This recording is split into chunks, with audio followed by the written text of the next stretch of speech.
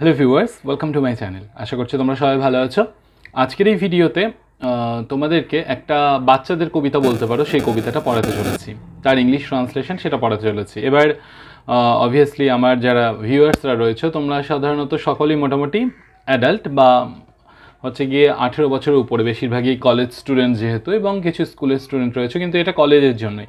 এবার তাহলে তোমরা বলবে যে তাহলে স্যার হঠাৎ করে বাচ্চাদের কবিতা কেন পড়াচ্ছেন? কিন্তু মানে যে কবিতাটা আমি পড়াতে চলেছি সেই কবিতাটার লেখার পেছনে যে ইতিহাস বা এর যদি সত্যিকারের মিনিংটা যদি আমরা দেখতে যাই তাহলে দেখব এই কবিতাটা কিন্তু মোটেও বাচ্চাদের জন্য নয়, বা বাচ্চাদের জন্য হলেও সেটা অবভিয়াসলি তাদের কাছে ডিল করলেও অ্যাপিল করলেও সেটা কিন্তু বড়দের কাছেও সমানভাবে প্রযোজ্য। কবিতাটির নাম হচ্ছে গিয়ে 21শে আইন। বাংলাতে তোমরা হয়তো পড়ে হবে সুকুমার রায়ের লেখা 21শে আইন কবিতাটা, এবং ইংরেজিতে দ্য লজ অফ 21। ওকে, তো এটা একটা ট্রান্সলেশন। কবিতাটা তোমরা বাংলাতে নিশ্চয়ই সকলেই পড়েছো। মানে আমরা ছোটোবেলাতে বেশিরভাগ জনই প্রচুর বার 21শে আইন 21 বার কেন 210 বার, অনেকে 2100 বারও হয়তো পড়ে ফেলেছে। এত সুন্দর একটা কবিতা। তো যাই হোক, এই কবিতাটা আপাতভাবে দেখতে গেলে একটা ননসেন্স রাইমের মতন মনে হয়। আমি এর আগের দিনই একটা শর্টস দিয়েছিলাম যে ননসেন্স রাইমস বা ননসেন্স ভার্স কাকে বলা হয়। সাধারণত কবি যখন মানে বিশেষ করে এইটা ওই অ্যালিস ইন ওয়ান্ডারল্যান্ড বা থ্রু দ্য লুকিং গ্লাস এই যখন লেখাটা পাবলিশ হয়েছিল, লুইস ক্যারলের লেখা, সেইখানকার যে মানে অনেকগুলো সেখানে এইরকম এক্সাম্পল রয়েছে ঠিক আছে, কিসের নাম, ননসেন্সিক্যাল ভার্সের। যেমন হচ্ছে গিয়ে জ্যাবারওয়কি, টার্মটা ভুলে গিয়েছিলাম, সেটাকে কিন্তু কপি করেই কিন্তু সুকুমার রায় লিখেছেন জবর খাকি। ওকে, তো যাই হোক, এইরকম কিন্তু অনেক রয়েছে, ননসেন্সিক্যাল ভার্স রয়েছে।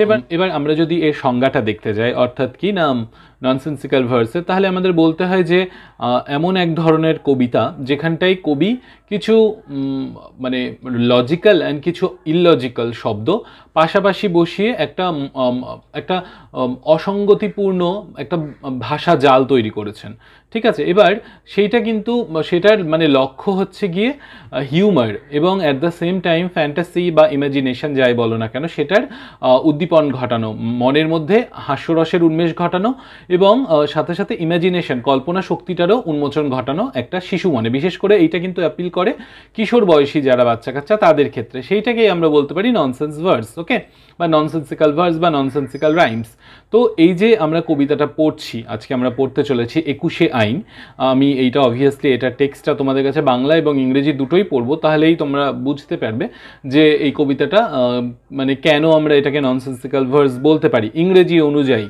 কিন্তু যদি আমরা মানে বাংলার দিক দিয়ে যখনই মিনিং চলে আসবে তখন কিন্তু সেটা ননসেন্সিক্যাল ভার্স থাকবে না। সেই জন্য আমরা মানে আপাতভাবে বা শুরুর দিকে যখন এটাকে তেমনভাবে বিশ্লেষণ করা হয়নি তখন এটাকে দেখে মনে হলেও যে এটা হয়তো বা ননসেন্সিক্যাল পোয়েম বা খেয়াল রসের কবিতা, সেটা বা আজগুবি কবিতা, সেটা ধরলে গেলেও পরবর্তীতে যখন এর সত্যিকারের বলতে বিচার বিশ্লেষণ করা হয়েছে, এর তাৎপর্য বিশ্লেষণ করা হয়েছে, তখন কিন্তু আর এটাকে আজগুবি কবিতা আমরা বলতে পারি না।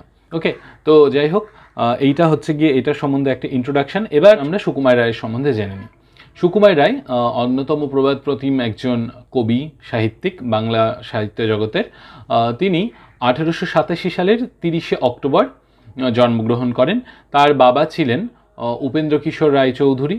তোমরা জানো উপেন্দ্র কিশোর রায়চৌধুরীর গল্প তোমরা অনেকেই পড়ে হবে, বা গুপি গাইন বাঘা বাইন যে মানে মেইন প্লটটা সেটা কিন্তু উপেন্দ্র কিশোর রায়চৌধুরী লিখেছেন। তারই ছেলে হচ্ছেন গিয়ে সুকুমার রায়। অত্যন্ত মেধাবী একজন ছাত্র। তিনি কলেজ পাশ করেন মানে অনার্স সমেত, ফিজিক্স এবং কেমিস্ট্রি একই সাথে দুটো সাবজেক্টে অনার্স নিয়ে তিনি গ্র্যাজুয়েশন কমপ্লিট করেন। এরপরে তিনি গুরুপ্রসন্ন ঘোষ স্কলারশিপ পেয়ে পড়াশোনা করেছেন। বিশেষ করে হচ্ছে গিয়ে উপেন্দ্র কিশোর রায়চৌধুরীর সৃষ্ট যে হাফ টোন পদ্ধতি রয়েছে সেইটার উপরে তিনি চর্চা করেছিলেন, তার উপরে তিনি তার কাজটা করেছিলেন, এবং সেখান থেকে ফেরত আসবার পর তিনি সত্যিকারে বলতে সাহিত্য জগতে মনোনিবেশ করেন, এবং একই সাথে তাদের যে পারিবারিক বিজনেসটা ছিল সেটাও তিনি কিন্তু চালিয়ে যান।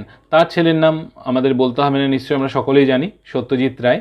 তো এই কবি অত্যন্ত কম বয়সে, মাত্র 39 বছর, সম্পূর্ণ 39 বছরও সম্পূর্ণ করতে পারেননি, 1923 সালের সেপ্টেম্বর মাসের 10 তারিখে তিনি কিন্তু মারা যান। তো যাই হোক, আমাদের যে মানে বিশেষ করে মানে অনেক অনেক আমরা কবিতা পড়ে থাকি যে এইগুলো সুকুমার রায়ের লেখা, অত্যন্ত পপুলার আমাদের কাছে, যেমন হচ্ছে গিয়ে বাবুরাম সাপুরে, তারপরে আবোল তাবোল একটা কালেকশন তোমরা জানো, হজবরল, এগুলো কিন্তু অনেকগুলো রয়েছে যেগুলো কিন্তু অত্যন্ত পপুলার। তো সন্দেশ পত্রিকাতে তিনি লিখতেন। তো এই যে আমাদের কবিতাটা বর্তমান মানে আজকে আমরা যেটা নিয়ে ডিল করতে চলেছি 21শে আইন, এটা কিন্তু সর্বপ্রথম সন্দেশ পত্রিকাতেই 1922 সালের হচ্ছে গিয়ে ভাদ্র মাসে যেটা বেরোয়, অর্থাৎ মানে এই পুজোর আগ দিয়ে যেটা বেরোয় সেই সংখ্যাতে সেটা কিন্তু সর্বপ্রথম পাবলিশ হয়েছিল, এবং এটা পরবর্তীকালে এর সংকলন করা হয় হচ্ছে গিয়ে আবোল তাবোল এই যে বইটা কালেকশনটা সেইটার মধ্যে। ওকে, তো এটা গেল মোটামুটিভাবে পাবলিকেশন হিস্ট্রি। এছাড়া এই যে কবিতাটা, এই কবিতাটা সম্বন্ধে বলতে গিয়ে মানে এই কবিতাটা শুধু নয়, আবোল তাবোল সম্বন্ধে গোটাটা বলতে গিয়ে কবি কি লিখেছেন, যে সুকুমার রায় তিনি নিজেই লিখেছেন ভূমিকাতে, যাহা আজগুবি, যাহা উদ্ভট, যাহা অসম্ভব, তাহাদের লইয়াই এই পুস্তকের কারবার, ইহা খেয়াল রসের বই, সুতরাং সে রস যাহারা উপভোগ করতে পারেন না এ পুস্তক তাহাদের জন্য নহে। অর্থাৎ কি, তিনি কিন্তু ক্লিয়ারলি বলে দিলেন যে এইটা খেয়াল রসের কবিতা। এবার খেয়াল রস কিন্তু মানে বাংলা সাহিত্যের দিক দিয়ে বা সংস্কৃত সাহিত্যের দিক দিয়ে আমরা যদি দেখি, রস টোটাল 9 প্রকার, কাব্যের রস 9 প্রকার, ঠিক আছে? 9 প্রকার রসগুলো কি কি? আদি রস, বীর রস, করুণ রস, অদ্ভুত রস, হাস্যরস, ভয়ানক রস, বিভৎস রস, রৌদ্র রস এবং শান্ত রস। এবার কিছু ক্ষেত্রে বৈষ্ণব পদাবলী বা আরও কিছু সাহিত্যের ক্ষেত্রে বাৎসল্য রসটাকেও কিন্তু ধরা হয়। কিন্তু যাই হোক, আমরা সেই 10 নম্বর রসটাকে না ধরে এখানটায় সুকুমার রায়ের যে নিজস্ব সৃষ্টি খেয়াল রস, সেইটাকে আমরা 10 নম্বর রস হিসেবে ধরবো। এবং প্রথম দিকটাতে আমরা বলতে পারি যে এই যে কবিতাটা, এটা অনেকটা হাস্যরসের মতন, কারণ এখানে বিকৃত আকার বা বিকৃত বাক্য, হাস্যরসের সংজ্ঞাতে বলা হয়েছে বিকৃত আকার, বিকৃত বাক্য অথবা চেষ্টা দ্বারা যে ভাবের উদয় হয় সেটাই হচ্ছে হাস্যরস। তো এখানটায় আমরা একটা মানে এর ক্যারেক্টারিস্টিক্স পাচ্ছি কিনা, বিকৃত বাক্য, সেন্টেন্সগুলো যে আমরা পাচ্ছি সেখানটায় কিন্তু মিনিংলেস আমাদের মনে হচ্ছে আপাতভাবে দেখতে গেলে। তো এই জন্য আমরা কিন্তু বলতে পারি, বা এটা পড়ে আমাদের হাসির উদ্রেক ঘটছে, সেই জন্য আমরা এটাকে হাস্যরসের কবিতা বলতেও পারি। কিন্তু কবি যেহেতু তিনি আবোল তাবোলের যে ইয়েটা ভূমিকাটা সেখানটায় তিনি নিজেই লিখে গিয়েছেন যে এটা একটা খেয়াল রসের কবিতা, সেই জন্য আমরা একে খেয়াল রসের কবিতা হিসেবেই পরিগণিত করব। ওকে, তো যাই হোক, এটা গেল কবিতার সম্বন্ধে। এবার এই কবিতার আমরা যদি ব্যাকগ্রাউন্ড হিস্ট্রিটা জানতে চাই, মানে সত্যিকারে বলতে এটা কেন এতখানি গুরুত্বপূর্ণ, আমরা এতদিন এটাকে বাচ্চাদের কবিতা, হাসির কবিতা বলেই পড়ে এসেছি, এটা হঠাৎ করে কেন এতটা ইম্পর্টেন্ট, মানে হিসেব মতন বলতে গেলে এটা 2022 সাল চলছে। এবার 1922-এ এটা পাবলিশ হয়েছিল এবং এবছর এর 100 বছর পূর্তি হচ্ছে হিসেব মতন, মানে হয়ে গিয়েছে 1922 থেকে 2021-এ এটা 101তম বছর চলছে। তো এইটা খুব ইম্পর্টেন্ট কেন তোমরা মনে করে দেখো তাহলে, এই যে যখন কবিতাটা লেখা হচ্ছে বা এটা যখন পাবলিশড হচ্ছে সেটা কোন সময় ছিল, সেটা কিন্তু ব্রিটিশ পিরিয়ড ছিল। এবার ব্রিটিশরা বলতে গেলেই আমাদের কাছে কী আসে, যে ডমিনেন্স, তাদের আন্ডারে আমরা ছিলাম, তাদের অত্যাচার, রিপ্রেসিভ অ্যাক্টস মানে দমনমূলক, দমন পীড়নমূলক আইনগুলো, নীতি নিয়মগুলো, সেইগুলো, তাই তো? এবার হচ্ছে গিয়ে এই যে বিভিন্ন রকম মানে তারা দমন পীড়নমূলক যে আইনগুলো চালু করেছিল সেইগুলো কি থাকে, সেইগুলোকে কি একটা জায়গায় নিয়ে, যেমন বর্তমানে আমাদের যে শাস্তি দেওয়ার যে সমস্ত ইয়েগুলো থাকে না, বলে না যে এত ধারা অনুযায়ী আপনাকে এই শাস্তিতে এই দণ্ডে নির্বাসিত করা হলো, 302 ধারা, আরও কি কি সমস্ত ধারাগুলো বলা হয়। তো এই জিনিসটা কিন্তু অনেক দিন থেকেই ছিল। 1860 থেকে সর্বপ্রথম কিন্তু আইন সংহিতা মানে আমাদের ইন্ডিয়ান পেনাল কোড, সেটা কিন্তু মানে ইয়ে করা হয়, একসাথে আনা হয় এক জায়গায়, একটা মানে একটা রূপ দেওয়া হয় একসঙ্গে। তো এই যে ইন্ডিয়ান পেনাল কোড যেটা তখন ছিল ভারত শাসন আইন, বা তার পরবর্তীতে আরও ইন্ডিয়ান মানে যে সমস্ত আমি বললাম যে ভারতীয় দণ্ডবিধি, তার উপরেই কিন্তু দাঁড়িয়ে রয়েছে বর্তমানের ভারতীয় দণ্ডবিধিটা। ওকে, তো এই যে বিভিন্ন রকমের দমন পীড়নমূলক আইনগুলো, এইগুলোর মধ্যে কয়েকটা আমি ইম্পর্টেন্ট নোট করে রেখেছি, সবগুলো মনে রাখা সম্ভব নয়, সেই জন্য। যেমন 1908 সালের the newspapers incitement of offences act, ব্র্যাকেটের মধ্যে ইনসাইটমেন্ট অফ অফেন্সেস অ্যাক্ট, এইটাকে রিপিল করা হয় 1921 সালে, মানে তুলে নেওয়া হয় এই আইনটা। এছাড়া 1908-এর দ্য ইন্ডিয়ান প্রেস অ্যাক্ট, এইগুলো কিন্তু সংবাদপত্রের উপরে আইন, কারণ সংবাদপত্র একটা গুরুত্বপূর্ণ ভূমিকা পালন করেছিল সেই সময়ে, মানে ভারতীয় জনগণ তাদের মনের মধ্যে ব্রিটিশদের বিরুদ্ধে যে ঘৃণার সঞ্চার ঘটাতে, তাদের বিরুদ্ধে আমাদের সংগ্রাম করতে হবে, এই জিনিসগুলো কিন্তু ঘটাতে সাহায্য করেছিল। তো সেই জন্য ব্রিটিশরা চেয়েছিল কিন্তু যেমন যেন তেন প্রকারেণ যেমন করে হোক এই যে খবরের কাগজগুলো রয়েছে তার যেন কণ্ঠরোধ করা যায়। সে ভার্নাকুলার প্রেস অ্যাক্ট রয়েছে বা আরও বিভিন্ন এরকম কিন্তু প্রচুর দেশীয় ভাষায় সংবাদপত্র আইন, যেটা আমি একটু আগেই বললাম, তো এইরকম প্রচুর আইন রয়েছে। তো এইরকমই আমি দুটো আইনের কথা বললাম, দ্য নিউজ পেপার্স ব্র্যাকেটে ইনসাইটমেন্ট অফ অফেন্সেস অ্যাক্ট, তারপরে দ্য ইন্ডিয়ান প্রেস অ্যাক্ট, তারপরে 1915 ডিফেন্স অফ ইন্ডিয়া অ্যাক্ট, এইগুলো যেটা হচ্ছে গিয়ে ওয়ার্ল্ড ওয়ার ওয়ান মানে ফার্স্ট ওয়ার্ল্ড ওয়ার মানে প্রথম বিশ্বযুদ্ধের 6 মাসের মধ্যে সেটাকে উইথড্র করে নেওয়া হয়েছিল। তো এইরকম কিন্তু প্রচুর দমনপীড়নমূলক আইন কিন্তু ব্রিটিশরা তৈরি করে দিয়ে গিয়েছিল। ওকে, এবার এই যে আমরা যখন দমনপীড়নমূলক আইনের কথা বলছি এর মধ্যে সবচেয়ে গুরুত্বপূর্ণ কোনটা? 1919-এর রাওলাট অ্যাক্ট বা রাওলাট আইন। এই আইনের মানে ধারা অনুযায়ী কি বলা হয়েছিল যে কোনো রকম সাক্ষ্য প্রমাণ ছাড়াই যে কাউকে গ্রেপ্তার করা যাবে, যতদিন ইচ্ছা তাকে গ্রেপ্তার করে রাখা যাবে, সংবাদপত্রের স্বাধীনতা হরণ করা হয়েছিল এবং সরকার বিরোধী যে কোনো রকম প্রচার সে যাই হোক না কেন সেটা কিন্তু নিষিদ্ধ ঘোষণা করা হয়েছিল। তো এই যে অত্যন্ত ভয়ঙ্কর একটা আইন, এটাকে কিন্তু শেষমেশ মানে ভারতীয়দের চাপে পড়ে বিভিন্ন রকম এর যে আন্দোলনগুলো হয়েছিল, তোমরা জানো যে এই রাওলাট আইনের বিরোধিতা করেই কিন্তু জালিয়ানওয়ালাবাগের যে মাঠ, সেই মাঠে প্রচুর পরিমাণে নিরস্ত্র জনতা তারা সমবেত হয়েছিলেন এবং তার উপরে জেনারেল ডায়ারের নির্দেশে গুলি চালানো হয়েছিল। তাতে করে প্রচুর মানুষ মারা যায়। ইংরেজদের অনুযায়ী মাত্র 400 জন হলেও মানে অসরকারি মত বা ভারতীয়দের মত অনুযায়ী সেইখানটা কিন্তু 1500 জনেরও বেশি মারা গিয়েছিলেন এবং শহীদ হয়েছিলেন তারা। তো যাই হোক, প্রচুর মানে ব্যক্তিরা তারা সেখানে যে একটা ইদারা ছিল তার মধ্যে লাফ দিয়ে প্রাণ বাঁচানোর চেষ্টা করেন কিন্তু পারেন না, মাত্র একটাই গেট ছিল, সেখান থেকেও তারা বেরাতে পারেনি। তার উপরে সেদিন সান্ধ্য আইন জারি করা হয়েছিল যে কেউ তাদেরকে মানে কোনো রকম হেল্প করতে পারবে না। ভাবো কতখানি নৃশংস হতে পারে এই ব্রিটিশরা। তো যাই হোক, এই যে অত্যন্ত ভয়ঙ্কর একটা নৃশংস অত্যাচার, তার বিরোধিতা করে কিন্তু রবীন্দ্রনাথ ঠাকুর তার নাইটহুড উপাধি ত্যাগ করেছিলেন। এছাড়া বিভিন্নজন বিভিন্ন রকমভাবে নিন্দা করেছিলেন। সেই জন্য শেষমেশ ব্রিটিশরা কি হয়, এটাকে তুলে নিতে বাধ্য হয় এবং 1922 সালে কিন্তু এই আইনটাকে তুলে নেওয়া হয়। তো এবার আসি হচ্ছে গিয়ে এই যে কবিতাটার টাইটেল কি না, 21 আইন বা দ্য লজ অফ 21। তো হঠাৎ করে 21 কথাটা কেন, 21 কথাটাই কেন?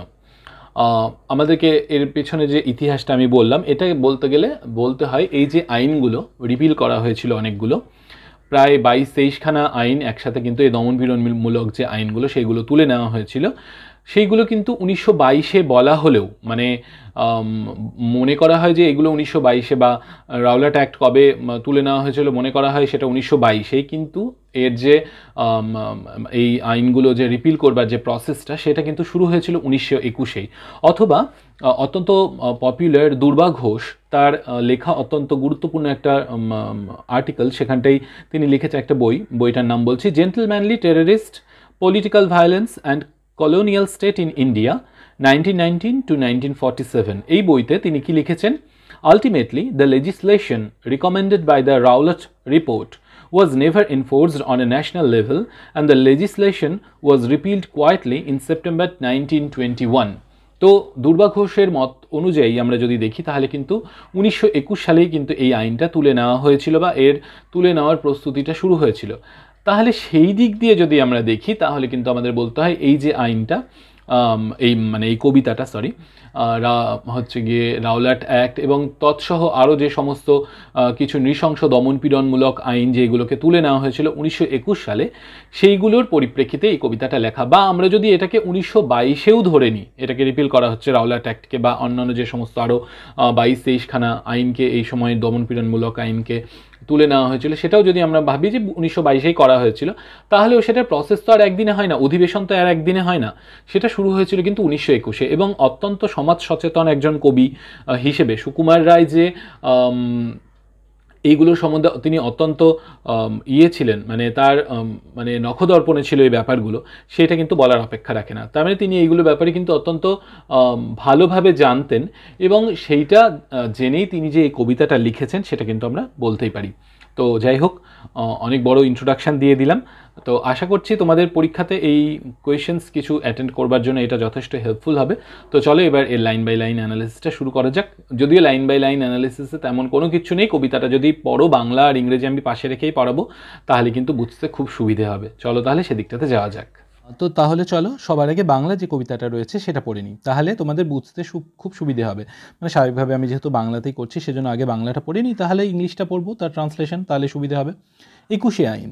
শিব ঠাকুরের আপন দেশে আইন কানুন সর্বনেশে, কেউ যদি যায় পিছলে পড়ে পেয়াদা এসে পাকড়ে ধরে, কাজীর কাছে হয় বিচার 21 টাকা দণ্ড তার, সেথায় সন্ধে 6টার আগে হাঁচতে হলে টিকিট লাগে, হাঁচলে পরে বিন টিকিটে দমদমাদম লাগাই পিঠে, কোটাল এসে নস্যি ঝাড়ে 21 দফা হাঁচিয়ে মারে, কারুর যদি দাঁতটি নড়ে 4টি টাকা মাসুল ধরে, কারুর যদি গোফ গজায় 100 আনা ট্যাক্সো চায়, খুঁজিয়ে পিঠে গুজিয়ে ঘাড় সেলাম ঠোকায় 21 বার, চলতে গিয়ে কেউ যদি চায় এদিক ওদিক ডাইনে বাই, রাজার কাছে খবর ছোটে পল্টনেরা লাফিয়ে ওঠে, দুপুর রোদে ঘামিয়ে তাই 21 হাতা জল গেলায়, যেসব লোকে পদ্য লেখে তাদের ধরে খাঁচায় রেখে কানের কাছে নানান সুরে নামতা শোনায় 100 উড়ে, সামনে রেখে মুদির খাতা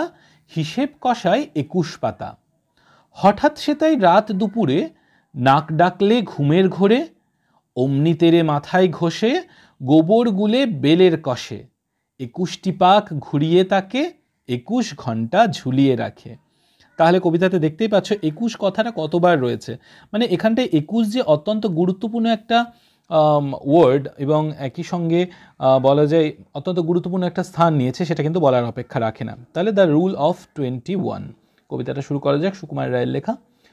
ইন শিভাস হোমল্যান্ড, শিবের যে নিজস্ব বাড়ি, মানে শিব ঠাকুরের আপন দেশে যেটা।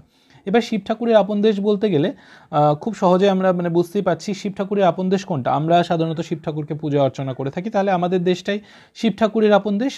The rules are quite strange.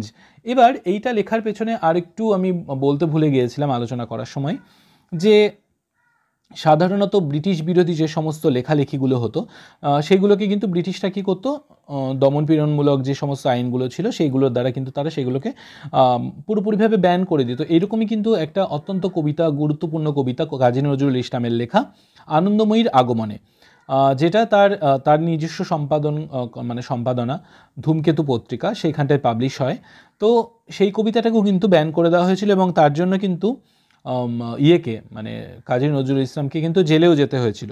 কিন্তু মানে সুকুমার রায় তিনি দেখেন যে এইরকমভাবে যদি লেখার জন্য যদি জেলে চলে যেতে হয় তাহলে তো কোনো কাজ কিছু হচ্ছে না, তার থেকে বরঞ্চ এমন করে কিছু লিখি যে যাতে তারা ধরতেই পারবে না। এই যে এই কবিতাটা তিনি এমন করে লিখেছেন, কারোর কিন্তু সাধ্য ছিল না এটাকে ধরে বা এর পেছনে কি আসল ইতিহাস রয়েছে সেই জিনিসটা ধরে। তো তোমরা কবিতাটা পড়লেই বুঝতে পারবে যে এইরকমভাবে তিনি যখন বর্ণনা করছেন, সরাসরিভাবে না বলে এমনভাবে তিনি ঘুরিয়ে পেঁচিয়ে বলছেন যে যার বোঝার তারা বুঝবে, যার বোঝার নয় তারা বুঝবে না।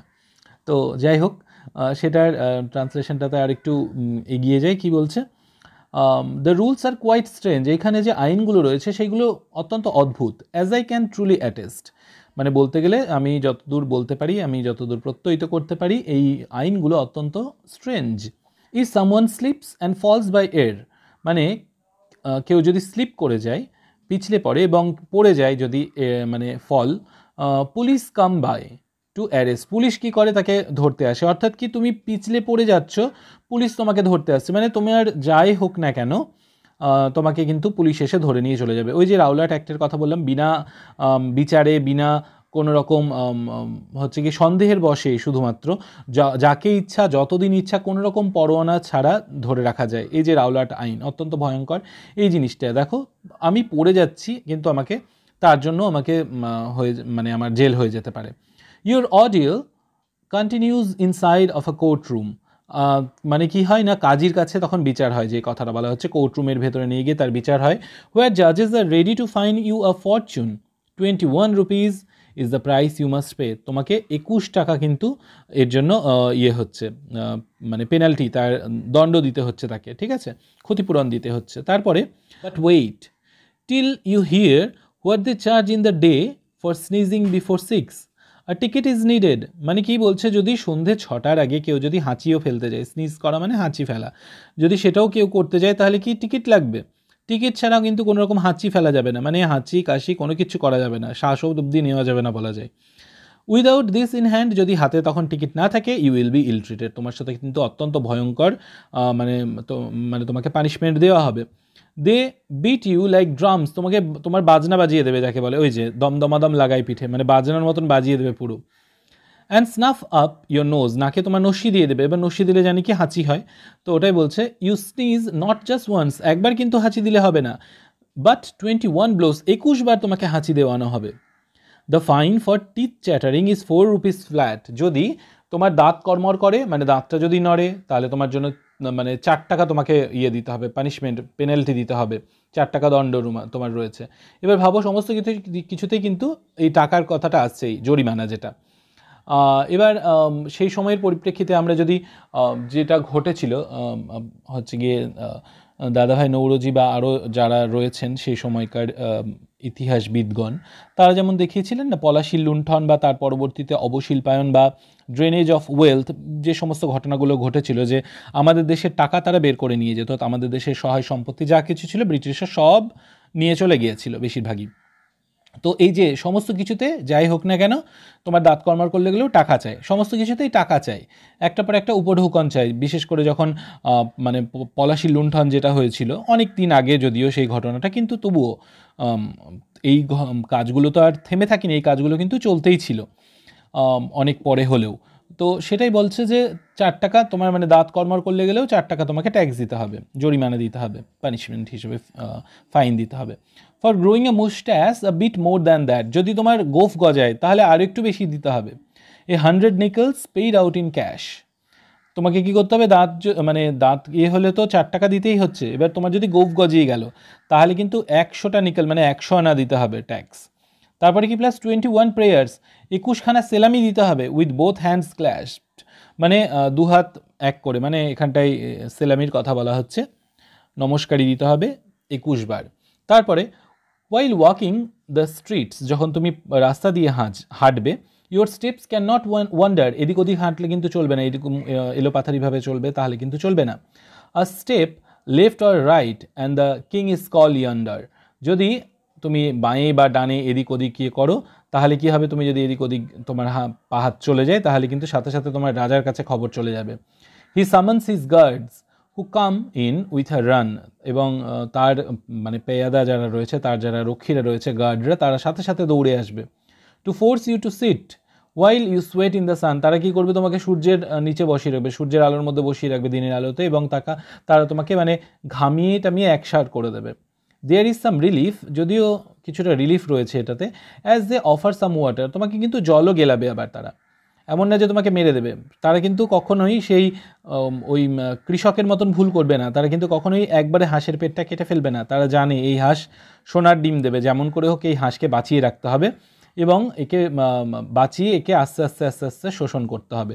তো ঠিক সেই সোনার ডিম পাড়া হাঁসের মতনই আমাদের দেশের লোকজনকে যেমন করে হোক বাঁচিয়ে রাখতে হবে। ওই জন্য প্রচণ্ড গরমে সূর্যের আলোতে থাকতে গেলেও তাকে কিন্তু যেমন করে হোক মেরে ফেললে চলবে না, তাকে কিন্তু জল গেলানো হবে। এবার জলের পরিমাণটাও দেখো, unfortunately so much that it's not worth the bother, মানে সেটা কিন্তু অত্যন্ত ভয়ঙ্কর। এই যে বাংলাতে পড়লে গেলে দুপুর রোদে ঘামিয়ে তাই 21 হাতা জল গেলায়, তাকে 21 হাতা জল গেলানো হচ্ছে, একবার 1 চামচ 2 চামচ না, 21 চামচ, বড় হাতার সাইজের, তাহলে ভাবো তো কতখানি জল। তো যাই হোক, তারপরে stanza, but this isn't the worst of it, কিন্তু এটা সবচেয়ে খারাপ নয়। By any means really for those who write poems, কেউ যদি কবিতা লিখে ফেললো, ওরে বাবারে, যেটা বললাম খানিক্ষণ আগে একটা রেফারেন্স দিয়েছিলাম কাজী নজরুল ইসলামের ধূমকেতু যে ইয়েটা মানে পত্রিকা, সেখানটায় বেরিয়েছিল আনন্দময়ীর আগমনে, বা এরকম অনেক কবিতা নাটক এরকম বেরিয়েছিল, তাদের উপরে কিন্তু প্রচুর পরিমাণে ফাইন এবং সাথে সাথে তাদের জেল হয়েছিল, তাদের উপরে প্রচুর দমনপীড়ন চলেছিল। তো এইরকমই বলছে, কেউ যদি কবিতা লেখে, সাধারণত কবিতাগুলো ব্রিটিশ বিরোধীই ছিল, সেই জন্য দেয়ার পানিশমেন্ট ইজ সিলি, তাদের পানিশমেন্টটা কিন্তু অত্যন্ত বোকা বোকা ধরনের, কিন্তু আসলে বোকা বোকা ছিল না, সেটা কিন্তু অত্যন্ত ভয়ঙ্কর ছিল। তারপরে they are placed in a cage under strict lock and key, তো তাদেরকে কী করা হতো, তাদেরকে ধরে একটা খাঁচার মধ্যে পুরে তালা মেরে রাখা হতো। With no chance of exile or option to flee, তাদের কিন্তু নির্বাসনের আর কোনো রকম স্থান ছিল না, অপশন টু ফ্লি, পালিয়ে যাওয়ারও কোনো রকম পথ ছিল না। মানে এইখানটাই এই যে কেজ, তার মানে বুঝতেই পারছো সেল বা জেলের কুঠুরি, সেটাকেই বোঝানো হচ্ছে। 100 ওরিসন্স আর প্লেসড, সো ইটস ফেবলড। এবার কি করা হতো মানে সরি, সেখানটায় এই যে মানে বলছে যে কানের কাছে নানান সুরে নামতা শোনায় 100 উড়ে, উড়ে অর্থাৎ ওড়িয়া যে লোকরা, তারা মানে অত্যন্ত চড়া সুরে কিন্তু কবিতা মানে বা এইরকম ধরনের মন্ত্র পাঠ করতে পারতো। স্বাভাবিকভাবে এখানে ওড়িয়াদেরকে গালি দেওয়া হলেও মানে তাদেরকে এরকম হীন ভেবে দেখানো হলেও সেটা কিন্তু কখনোই কবির উদ্দেশ্যে ছিল না। তিনি কিন্তু বোঝাতে চাইছেন ব্রিটিশরাই কানের কাছে যেমন করে হোক তাকে মানে ব্রেন ওয়াশ করানোর একটা পদ্ধতি কিন্তু ছিল। এবার ওড়িয়াদের এটা একটু দুর্নাম বলাই যেতে পারে যে তারা হয়তো বা কোনো এক সময় মানে অত্যন্ত উচ্চ স্বরে এই যে বিভিন্ন সংস্কৃত টোল বা এইগুলোতে ছিল সেইগুলোতে তারা পাঠ করতো হয়তো মন্ত্রগুলো, সেই জন্য তাদের নাম রয়েছে, বা তারা একটু উচ্চ স্বরে কথা বলে হয়তো। তো সেই জন্য কিন্তু এখানে কবি এই ওড়িশা বা ওড়িশানস বা ওড়িয়াদের কথা বললেন। রবীন্দ্রনাথ ঠাকুরও কিন্তু একবার এই কথাটা বলেছেন, মানে ওই 2 বিঘা জমির কবিতা যে আছে সেই কবিতার শেষের দিকটাতে, একদম শেষের স্ট্যান্জাটা আমার মনে পড়ছে না ঠিক, ওই ঝুটি বাঁধা উড়ে সপ্তম সুরে পাড়িতে লাগিল গালি, এই জায়গাটাতে কিন্তু ওই উড়ে মালি ওই ব্যাপারটা ছিল কিন্তু, মানে উড়ে মালি মানে ওই ওড়িয়া মালি, সেও কিন্তু এসে অত্যন্ত চড়া সুরে কিন্তু উপেনকে গালি দিচ্ছিল। আমার ঠিক কবিতাটা লাইনটা এখনই মনে আসছে না, তোমাদের যদি মনে থাকে তোমরা কিন্তু কমেন্ট সেকশনে কমেন্ট করে জানাতেই পারো।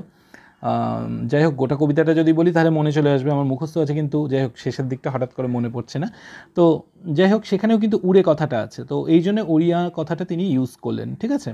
সো ইটস ফেবলড, তো এটাই বলা হচ্ছে। প্রোক্লেমিং এক্সস্টিভলি দ্য মাল্টিপ্লিকেশনস টেবিল, তারা কি করতে থাকে, তারা মাল্টিপ্লিকেশন টেবিল নামটা পড়ে পড়ে শোনাতে থাকে বারবার করে, মানে যতক্ষণ অবধি তুমি তোমার তোমার কবিতার বিষয়বস্তু সমস্ত কিছু না ভুলে যাচ্ছ, তোমার কানের কাছে একই কথা আউড়ে যাওয়া হবে। আসলে হিসেব মতন আর কোনো কিছুই নয়, জাস্ট ব্রেন ওয়াশ করা হবে। তারপরে ওই অনেকটা সত্যজিৎ রায়ের হীরক রাজার দেশে যন্তর মন্তরে ঢুকিয়ে যে ব্রেন ওয়াশ করা হতো, ঠিক তেমনই।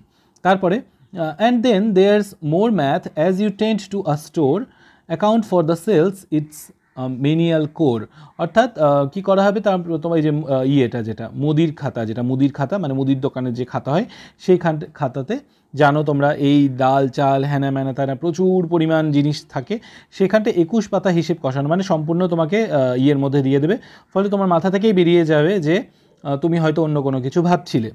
তো যাই হোক, তারপরে one last offence that punishable by law, শেষ যে ভুলটা রয়েছে অফেন্সটা, দ্যাট ইজ পানিশেবল মানে যেটাকে চাইলে দণ্ডবিধির আওতায় আনা যেতে পারে, পানিশেবল বাই ল, আইনের চোখে সেটা মানে তার উপরে শাস্তি দেওয়া যেতে পারে, শাস্তিযোগ্য অপরাধ যেটা, ইজ স্নোরিং অ্যাট অল, সেটা হচ্ছে কি না নাক ডাকা, সেখানে ওই যে হঠাৎ সেথায় রাত দুপুরে নাক ডাকলে ঘুমের পরে, it's seen as a flaw, তো এটাকে একটা ফ্ল হিসেবে কিন্তু দেখা হচ্ছে।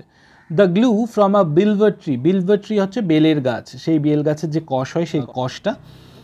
The dung from a cow, it's all used quite viciously, here's how, তো কী করা হয়, গোবর মানে কাউ ডাং মানে হচ্ছে গোবর, এবং গ্লু ফ্রম আ বিলের ট্রি মানে বেল গাছের যে কষ অত্যন্ত নিকষ কালো রঙের হয়, সেই কালো রঙের কষ এবং গোবর সেটাকে মিশিয়ে কারোর মাথায় ঢেলে দেওয়া হয়।